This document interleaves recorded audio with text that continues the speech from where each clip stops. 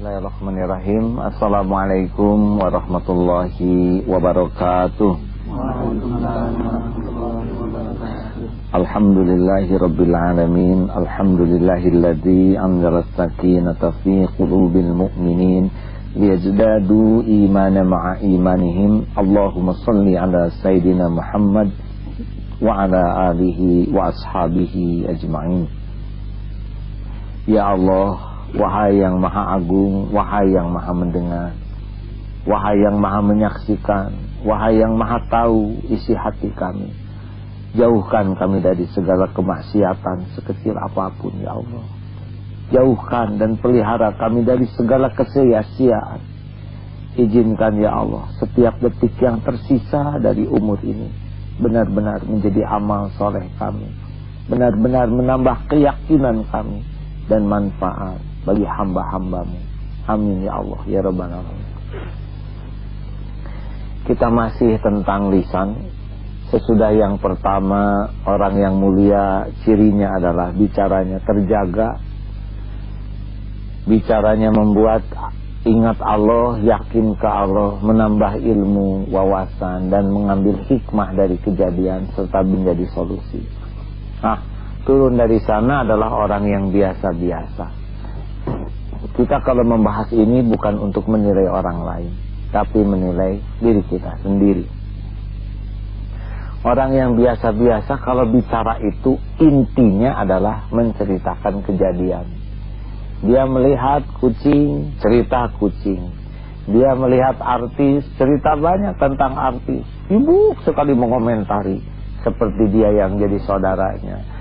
Saudaranya naik pangkat, dia sibuk cerita seperti dia yang ngantor sama-sama. Pokoknya apa yang terjadi dikomentari. Makin banyak komentarnya, cenderung lebih banyak bumbu daripada aslinya. Bahaya sekali. Kita memang dalam hidup ini akan melihat banyak, mendengar banyak, berinteraksi, akan ngobrol. Ini sudah dirancang Allah begini. Tapi karena setiap kali ngobrol, bicara itu makan waktu, kita harus mempertanggungjawabkan waktu ini. Nah, orang yang biasa-biasa ini biasanya senang saja dengan kehebohan, cerita, membuat orang lain kagum, membuat orang lain, wah kamu serba tahu, gitu. Wah, ini jadi sebetulnya termasuk yang rugi. Karena orang yang beruntung ini, a'udzubillahi minasyaitonir. Bismillahirrahmanirrahim. Qad aflahal mu'minuna alladzina hum fi shalatihim khashi'un walladzina hum 'anil lagwi mu'ridun. Sungguh beruntung, bahagia, sukses, menang orang yang beriman, yang khusyuk dalam salatnya dan terpelihara dari perbuatan, perkataan sia-sia. Jadi makin banyak kesia-siaan, makin banyak potensi rugi. Makin banyak kesia-siaan, makin berpeluang jadi dosa. Makin banyak sia-sia, makin berpeluang banyak masalah. Makin banyak kesia-siaan, makin berpeluang dia jadi hina. Nah, kejadian kalau mau dibahas, naikkan. Kaitkan dengan Allah. Tadi saya lihat kucing ketabrak loh. Itu kasihan kucing itu, kakinya sampai kejat-kejat. Itu cuman biasa. Naikkan. Inna lillahi wa inna ilaihi raji'un. Emang kenapa? Ya kucing kan Allah yang membuat. Kalau sudah waktunya ajalnya tiba ya seperti ini. Memang syariatnya ketabrak. Kucing sudah waktunya meninggal, tapi yang nabrak boleh jadi kurang sedekah, boleh jadi kurang doa. Tapi itu kalau nabrak kucing nanti jadi sial dong seumur hidup. Oh, sial itu bukan karena nabrak kucingnya, sial itu karena dosa-dosanya. Tidak ada kaitan, kucing tidak bisa balas dendam. Tapi dosa yang tidak ditobati itu yang akan menimbulkan petaka. Jangan jadi mistik, jangan lebih takut kepada kucing, harusnya takut kepada dosa-dosa yang tidak diampuni. Jadi ngobrol kucing ketabrak tuh tidak hanya jadi serem ke kucingnya, tapi benar-benar jadi ingin tobat, minta ampun ke Allah. Jadi bagaimana nih cara nembus dosa ke kucing? Ya selain istighfar, coba lebih perhatian sayangi binatang. Makhluk binatang kan bertasbih kepada Allah semuanya. Coba dari kejadian nambah iman, nambah ilmu, nambah hikmah, dan jadi solusi. Nah, diharapkan kalau kita ngobrol ada kejadian sesuatu, berkembanglah obrolan itu jadi ingat Allah, berkembanglah jadi sebuah ilmu nambah, berkembanglah jadi dapat hikmahnya, berkembanglah jadi tahu apa yang harus dilakukan. Insya Allah naik tuh dari yang biasa-biasa menjadi mulia. Tapi kalau sebaliknya cilaka, itu nabrak kucing mah udah apes, itu arwah kucing.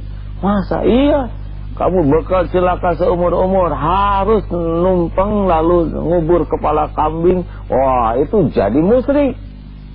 Ini turun dari biasa-biasa nanti menjadi rendahan dan menjadi dangkal. Kalau tidak berhasil mengaitkan kejadian ke Allah, tapi mengaitkan kejadian malah jadi kemusyrikan, silakan. Makanya waspada kalau mau berbicara, mengomentari sesuatu, pastikan kita harus bisa mengaitkan kepada pembicaraan yang mulia, insya Allah.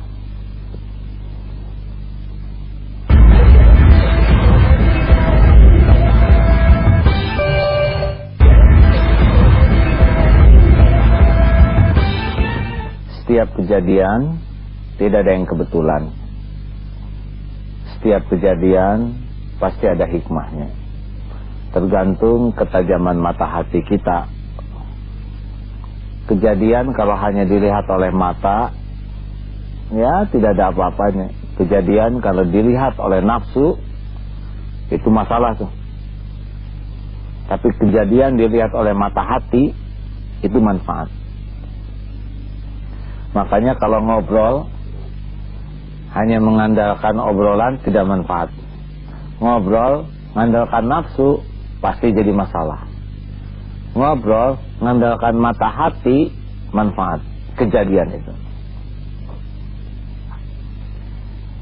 Misalkan sekarang anak bagi rapot, itu kan ada kecenderungan tuh akan ngobrolkan anak. Alhamdulillah, saya senang sekali anak-anak saya ranking 1. Kita bagian ngedenger nih. Kata yang satu lagi, oh ibu anaknya ranking 1. Oh, alhamdulillah anak saya juara umum. Kebetulan di kelas itu hanya bertiga, ya, juara umum, ranking 1 dan ranking 2. Terus kita yang melihat itu, dan kita tahu persis, terus kita ngobrol tuh. Saya heran ya, kenapa orang-orang itu membangga-banggakan anaknya. Padahal anak saya saja lulus terbaik, nggak diomong-omongin, sama aja ya. Nonton sepak bola, padahal dua-duanya nonton, ya. Udah selesai itu dibahas, dia nendang ke pinggir ya, iya. Padahal dua-duanya udah nonton, apa yang perlu dibahas lagi ya? Nendangnya kelihatan. Nah ini bahaya sekali kita tuh mengomentari, apalagi banyak kejadian di negeri ini. Jangan tergiur, apalagi mengomentari sesuatu yang bukan hak kita. Tetangga kita pikirkan, apa urusan kita? Rumah tangga tetangga, ya, urusan dengan anaknya. Kenapa kita begitu menyelidiki? Kenapa kita membahasnya? Padahal itu bukan anak kita, bukan keluarga kita, dan kita tidak tahu banyak yang sebenarnya. Stop, ngobrolkan apa yang kita dengar, yang kita lihat. Kalau tidak ada hikmah yang bisa kita ambil, kalau bukan kewajiban kita, dan tidak jadi solusi, mau apa kita ngobrolkan orang lain kalau tidak jadi solusi, kalau tidak jadi zikir, kalau tidak jadi ilmu, mau apa? Malah jadi dosa, ya kan? Makanya rahasia terpenting, misalnya pulang haji, kita pulang haji tuh benar-benar bisa bahaya. Wah, panas, kacau nih. Nah, itu udah kelihatan kan? Atau dia cerita tentang maaf, nyium hajar aswad. Alhamdulillah tuh, waktu itu saya nyium hajar aswad tuh, dari satu rombongan cuman saya sendiri. Tuh udah beda, ujub, ya nggak? Dan entah kenapa tuh waktu saya nyium hajar aswad tuh tiba-tiba orang-orang itu seperti yang minggir semua. Bohong ya. Dan ketika saya mencium, tiba-tiba sejuk wajah saya itu merasa salju, padahal dia belum tahu salju seperti apa. Bohong. Dan harum semerbak sampai melekat. Bohong. Mungkin di hidungnya nempel. Dan ketika saya kejepit, tiba-tiba ada yang berjanggut narik. Itu pada askar ya.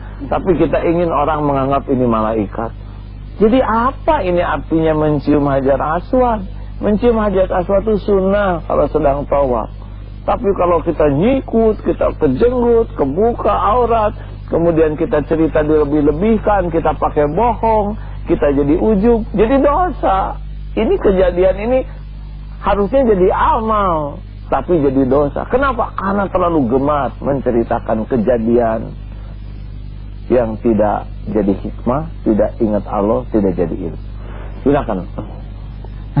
Bagaimana caranya kita menyampaikan sesuatu kebaikan sehingga yang mendengarnya tidak salah paham? Kadang-kadang kita menyampaikan sesuatu yang mendengarnya salah paham sehingga membenci kita.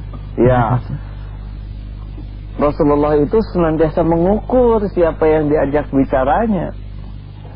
Karena terjadinya salah paham itu kalau memang pemahaman kita tidak sama dengan yang dipahami. Mungkin karena latar belakang, mungkin karena tingkat keilmuan, karena usia ya, atau karena masa lalu, sehingga harus peka sekali kita bicara tuh ya. Dan sebetulnya bicara yang tidak akan menimbulkan salah paham itu adalah kalau beliaunya sendiri kitanya paham. Kalau kitanya belum paham dan kita ingin menyampaikan, nah itu orang bisa nggak paham, kitanya saja belum paham ya. Makanya tidak usah tergesa-gesa untuk menyampaikan sesuatu kalau kitanya belum paham dengan baik. Itu Ustaz. Yang kedua, Rasulullah pernah ada orang yang mau berzina. Ya Rasul, saya pengen zina. Udah dilarang, minta, kan harusnya digampar. Menurut kita yang emosional, Rasul tidak. Rasul mengerti ini pemuda, makanya nanya ke Rasul itu karena ingin kebaikan. Nah, kurang lebih ini ya. Ayo terjemahnya bebas. Kalau ibumu ada yang menjinahi, bagaimana? Saya nggak terima. Bagaimana kalau istrimu dijinahi orang? Akan saya hajar. Kurang lebih seperti itu. Bagaimana kalau saudara perempuanmu ada yang menjinahi? Begitulah. Begitu timbul kemarahannya. Nah, kalau engkau zina dengan seseorang, ya itu adalah saudaranya akan merasakan seperti yang kau rasakan. Lalu beliau berkata, yang tadinya saya sangat ingin zina, sekarang saya begitu benci. Nah, karena Rasul mengerti orang ini, paham pola pikirnya, maka ketika menyampaikan hasilnya paham berubah, ya kan? Nah, inilah kesabaran kita. Kepada anak beda dengan remaja, beda dengan orang tua, beda.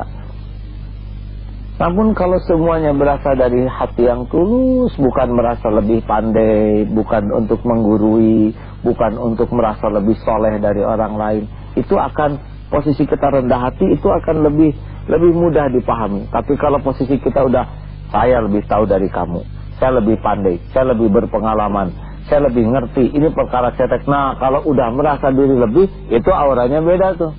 Akan cenderung kitanya sombong dan bahasanya tidak pakai hati lagi, tapi bahasa pakai nafsu. Ini sulit dipahami, orang lebih sibuk tersinggung daripada memahami. Begitu? Insyaallah ya.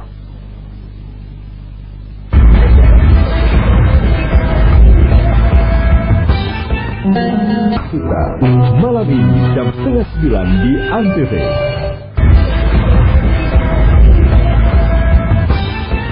Jadi supaya meningkat kualitas pembicaraan kita dari kesia-siaan menuju kemuliaan, tarik ke Allah. Apapun urusannya, kaitkan dengan Allah. Hilang uang, kaitkan dengan Allah. Tentu dengan cara yang tidak ujub ya. Tidak seakan-akan kita serba soleh, serba udah. Enggak, tarik coba. Kita bahasanya. Aduh Bu, saya nilainya jelek nih. Allah Maha tahu. Kita semangat belajar atau tidak tahu? Enggak tahu. Kira-kira apa yang diketahui Allah? Memang saya nggak belajar, Bu. Tarik ke Allah, ya nggak?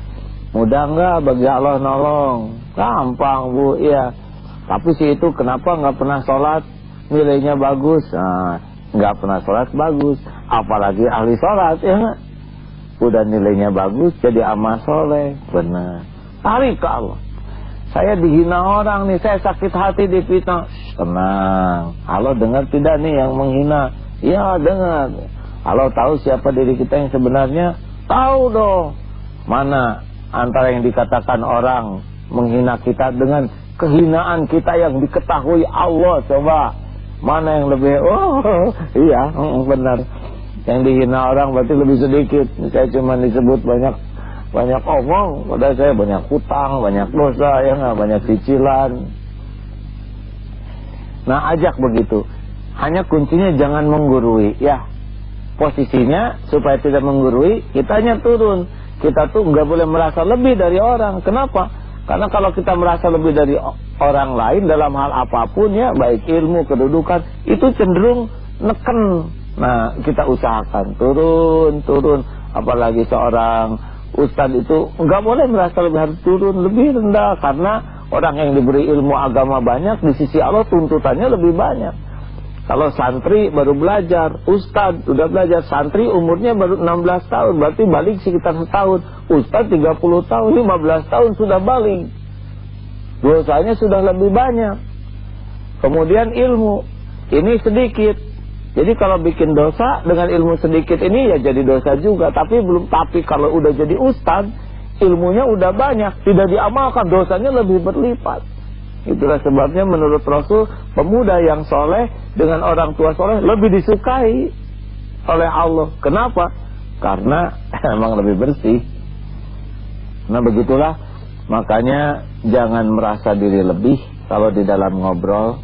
Usahakan merunduk, tawadu, dan tanpa pamrih. Insya Allah akan ada hikmah di balik kejadian apapun yang kita obrolkan. Allahumma sholli ala sayyidina Muhammad wa ala alihi wa ashabihi ajma'in. Allahumma aftah lana hikmataka wansur alaina rahmataka ya dzal jalali wal ikram. Wahai Allah yang maha tahu segala-galanya, bukakan hikmah di balik apapun yang kami lihat, kami dengar, kami rasakan.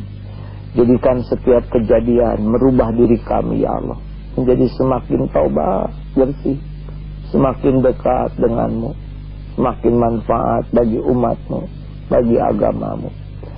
Ya Allah, lembutkan hati yang masih membatu, cahayai hati yang gelap, sembuhkan hati yang berpenyakit, karuniakan kepada kami qalbun salim, ya Allah, hati yang bening. Jauhkan dari segala kesia, dari segala kesombongan, dari ujub, dari kedengkian.